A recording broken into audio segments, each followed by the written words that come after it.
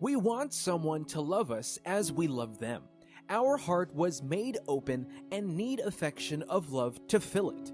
The act of loving goes beyond verbal expression. It is more than physical attraction, and it is not only about intimacy.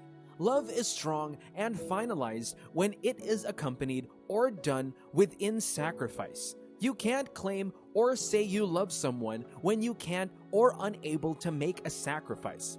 Sacrifice is the yardstick to measure your love for someone. God paid the greatest price for the love He had for us. God fulfilled and defined love by the sacrifice He did. And through that sacrifice, no man would claim God wasn't true when He said He loves us. He sacrificed His only begotten Son so that He could draw us close to Himself. Love is backed by sacrifice is the true definition of real, true, and genuine love. Your love is tested for someone when you have made a sacrifice. What have you laid down for that person you claim you love? What have you done for your love? What have your love done for you? What have your love sacrificed for you? For love to last and stand the test of time, sacrifice must be made. Your sacrifice shows your seriousness and commitment to and in a relationship. Just like you can't claim to be a lover of God when you don't replicate or sacrifice or lay down something as He did for us. Sacrifice is the key to opening the heart of the person we claim we love and also to open our heart to someone. Are you about embarking on a relationship and want to know the sacrifice to make for love? Or are you already in a relationship and wants to know the sacrifice to do to prove you love your partner? In this discussion, we would examine 5 sacrifices that you must make or do for love. Note that it is not limited to these 5 alone, but these 5 are the primary and basis sacrifices you must do for love. Sacrifice is a significant part of any healthy relationship. Sacrifice is a significant part of any healthy relationship. You shouldn't constantly be taking what you need from your friend or partner and never giving anything in return. So what are the things we should be willing to give up for the sake of another person? So what are the things we should be willing to give up for the sake of another person? So what are the things we should be willing to give up for the sake of another person? Number 1, the sacrifice of time. The prove or show of love is your time investment. Time sacrifice. You can't claim you love someone when you haven't or don't sacrifice your time for and to the person. Real and true love is tested by your commitment towards the person. When you value a person, no matter how busy you are, you would sacrifice a few moments for the person. Something that commands value deserves your time. God showed He loved us from the beginning. We read that God was coming every evening to relate and have fellowship with the man because He loved man. Imagine how occupied God can be and who He is, but He would still come down to fellow. One sacrifice you must do for love is the sacrifice of time. There is nothing that you can use to replace this. We get to know ourselves when we meet and hang out together. If you are dating someone or love someone and the person is always complaining of how busy he or she is and can't make or meet up for simple meeting no matter how small the time is, such person doesn't love you, because if there is love, time is important. You must spare time to spend with someone who you love or claim you love. You would give attention to that thing that you love. Cherish and value, so the sacrifice of time is the utmost importance and in any true ideal love relationship. Number 2, the sacrifice of resources. Many people don't want to hear this, but for you to have a long-lasting love, for you to build a love that would be a model, for you to love and be loved, you must let go of some of your resources and you must invest in the life or activity of the person you love. There is no love without the sacrifice of resources. Even for you to get things from God, you must make the sacrifice and resources. You are not necessarily giving it to Him, but to the system that stands and glorifies His name. So also your relationship. You must spend the spend you love. Note that nothing is too much or too small for love. That things which you feel is too small might be what your partner would cherish, and that one which you feel is too big might also be what they want. You must spend on the person you love. Look carefully at your partner and identify that need you can provide. A relationship is about being a helpmate for your partner, being the hand they don't have. It is resources and not only monetary.